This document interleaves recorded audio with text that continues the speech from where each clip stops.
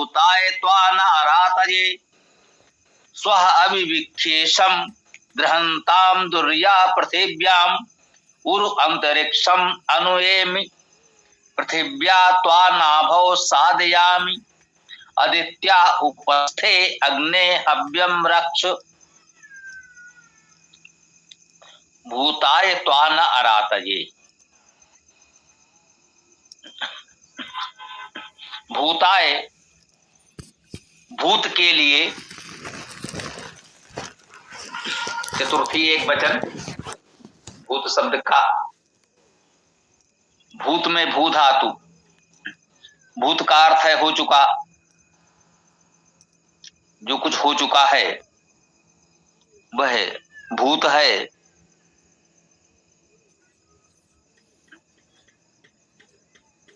और जो कुछ हो चुका है, जो भी सृष्टि हुई है, सृजन हुआ है, उसके लिए प्रभूत अभिभूत सृजन के लिए ऐसा अर्थ किया गया है। तो तुमको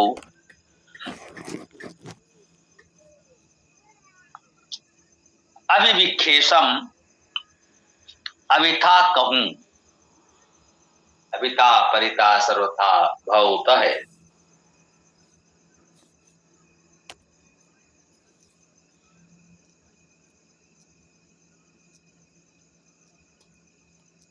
विक्षेषम विख्यात करूं, यही अर्थ आप कह सकते हैं। ख्या धातु है, वि उपसर्ग है, विक्षेषम क्रिया है, विख्यात शब्द है। विक्षेषम का सीधा अर्थ कह दें विख्यात करूं। ख्या धातु का अर्थ कहना ही होता है। सब और जो कुछ कहा जाता है कहते हैं भाई विख्यात है, विशेष रूप से कहा गया है, कहा जा रहा है, ये बात तो विख्यात है, विशेष रूप से कही गई है तो वो विख्यात है।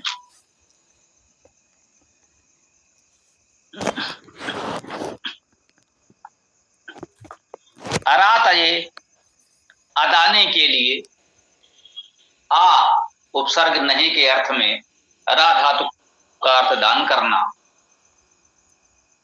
अरातये अदान के लिए या अदाने के लिए, जो दान रहित है उसके लिए कह रहे हैं कि भूत के लिए, सृजन के लिए हम कहें विख्यात करें, अदान के लिए नहीं, अदाता अदाने के लिए नहीं। इसमें एक शब्द और आया है स्वः। स्वः का अर्थ भी हम लोग जानते हैं, सृजन ऐश्वर्य प्रेरणा धातु अर्थ लेंगे तो वही सु धातु है, सुप्रसवे सु ऐश्वर्य सु प्रेरणे।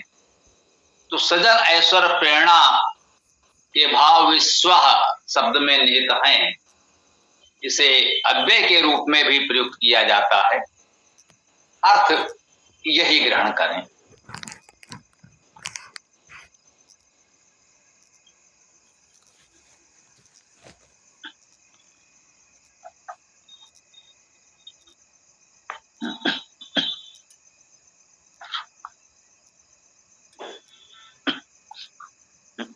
आगे कहते हैं दुर्या पृथिव्याम, दुर्या दुखी जनों को, पृथिव्याम पृथ्वी पर, दृहंताम सुदृढ़ करो। दृहंताम दुर्या पृथिव्याम, दृहंताम दृढ़ करो, दुर्या दुखी लोगों को, पृथिव्याम पृथ्वी पर। इस पृथ्वी पर जो दुखी लोग हैं उनको दृढ़ करो, उनको सुदृढ़ करो, सशक्त बनाओ। उरु अंतरिक्षम अनुएमि, उरु विस्तृत, अंतरिक्षम अंतरिक्ष को, अनुएम अनुकूल, जाता हूं, प्राप्त करता हूं।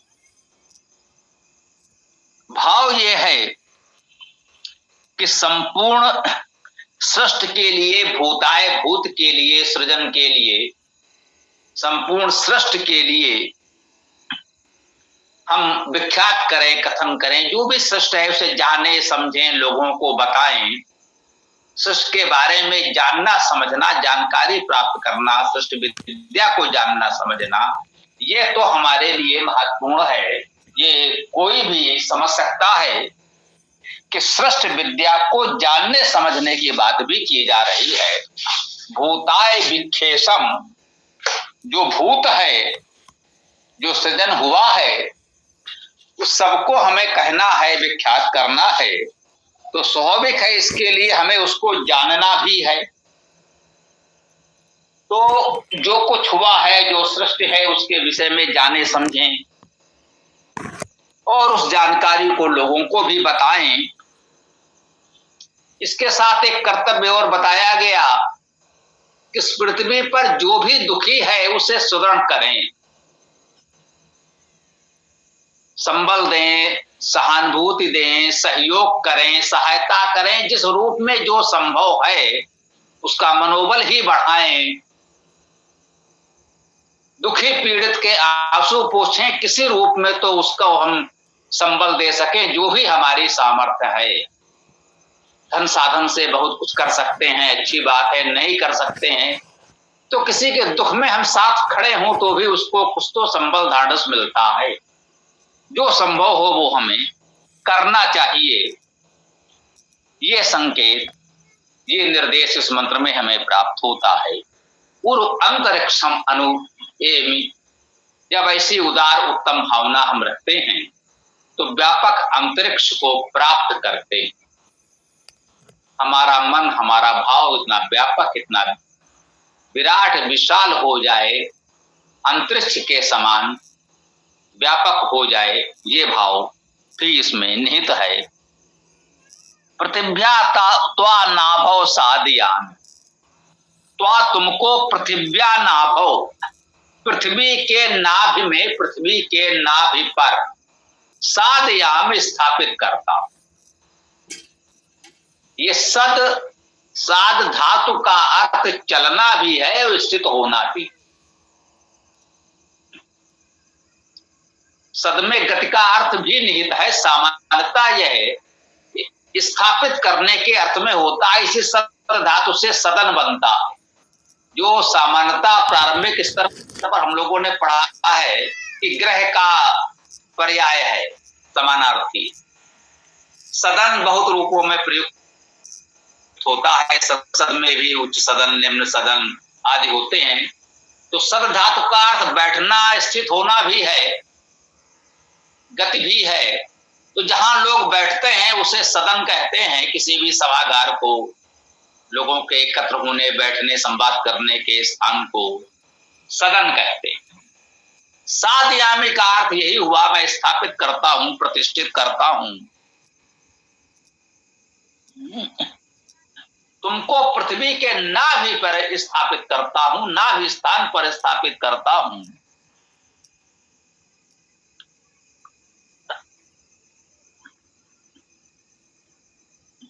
नाभि का एक सामान्य प्रचलित अर्थ हम लोग जानते हैं, वह भी यहां उपयुक्त है, ऐसी बात नहीं है। परंतु अब नाभि शब्द पर यदि हम विचार करेंगे तो बहुत से विद्वानों में नाभि शब्द को नय धातु से निष्पन्न माना है। नह्यति नह्यते धातु, नह धातु का अर्थ होता है बंधन करना,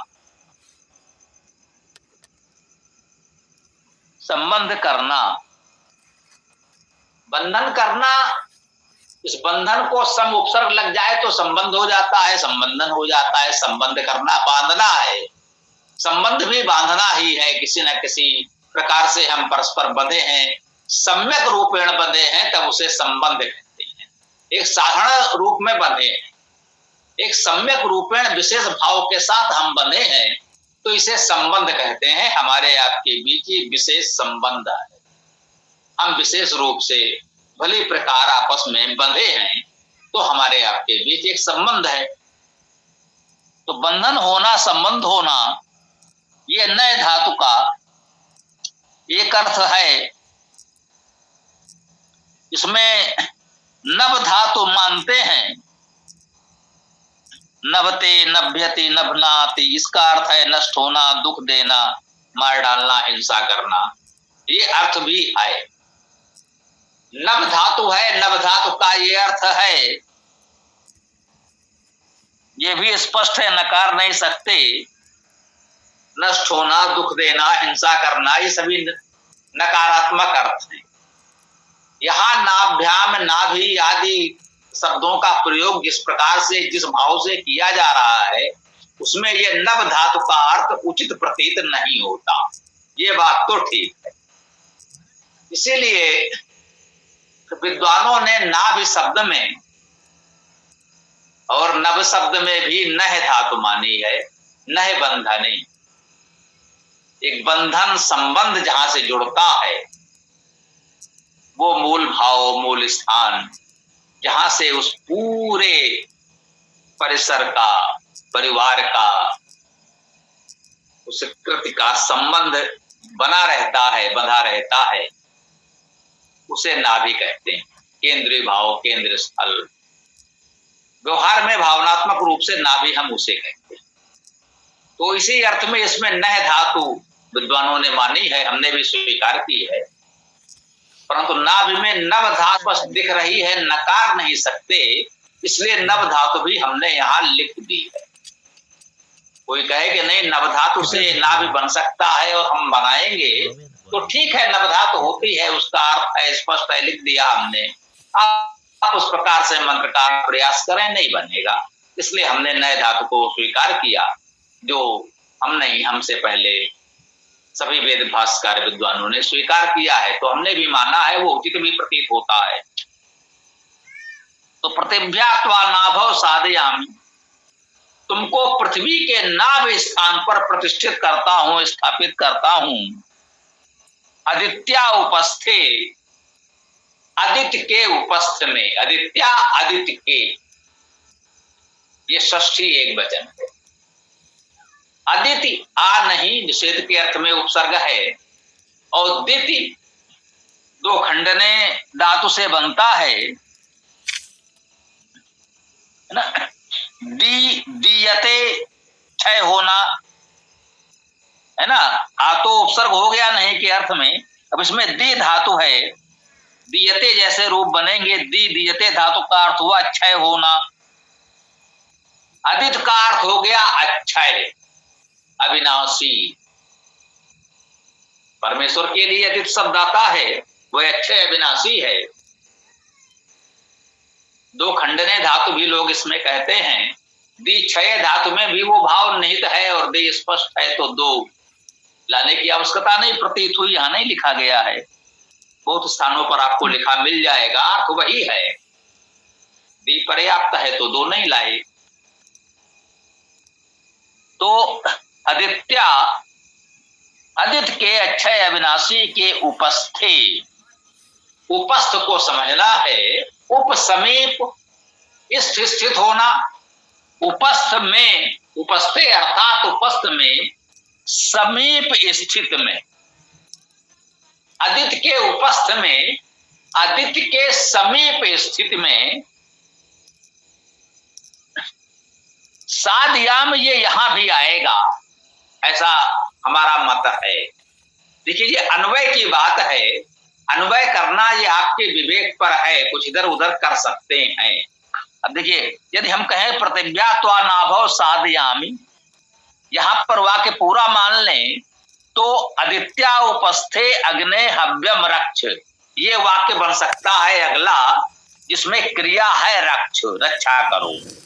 तो इसका अर्थ हो सकता है आदित्या उपस्थे, आदित्य के उपस्थ में, आदित्य अविनाशी, अक्षय अविनाशी के उपस्थ समीप स्थिति में, अग्नि, हे अग्नि, हे अग्रणी परमेश्वर, हव्यम, हव्य को रक्ष, रक्षा करो, है ना।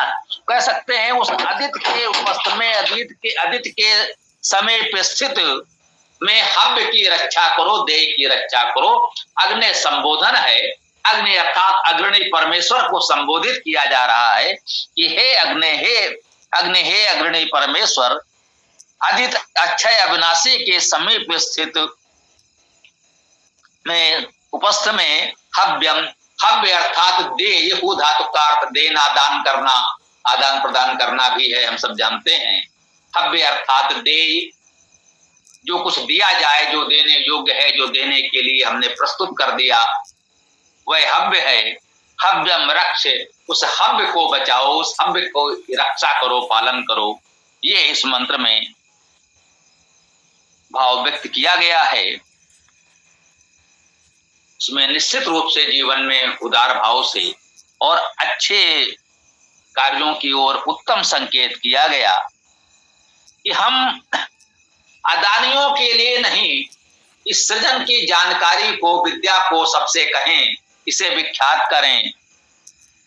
जो भी दुखी हैं इस पृथ्वी पर, उन सबको सुदृढ़ करें, उनको सुदृढ़ करें, सशक्त बनाएं। ये हमारा कर्तव्य है।